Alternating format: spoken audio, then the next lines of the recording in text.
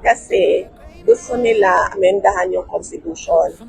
Nung sumabog yon, nagkandaleche-leche, naging skandalo dahil ginamitan nila ng pera pambayad ang mga tao para pumirma, lumipat sila sa impeachment.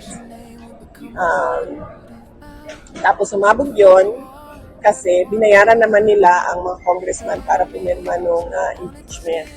Ang susunod ay meron na namang members ng Congress ngayon, both houses, House of Representatives and sa Senate na nagsasabi na kailangan naman amendahan ang Constitution. Lahat yan ginagawa nila para tanggalin ako sa 2028, sa posibleng kandidato sa 2028 presidential elections.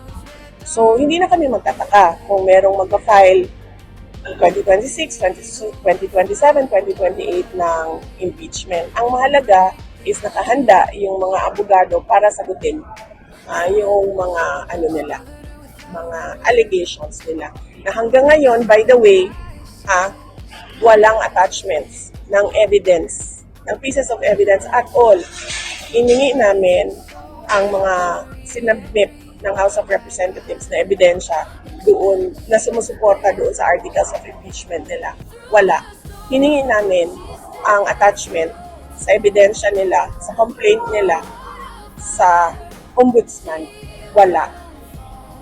Ang ginagawa lang nila ngayon, dahil hindi makaarangkada yung kanilang gusto na tanggalin ako as a candidate for 2028, ay doon na lang sila sa second na benefit kung ano yung ginagawa nila. Nagsisira na lang sila ng pangalan.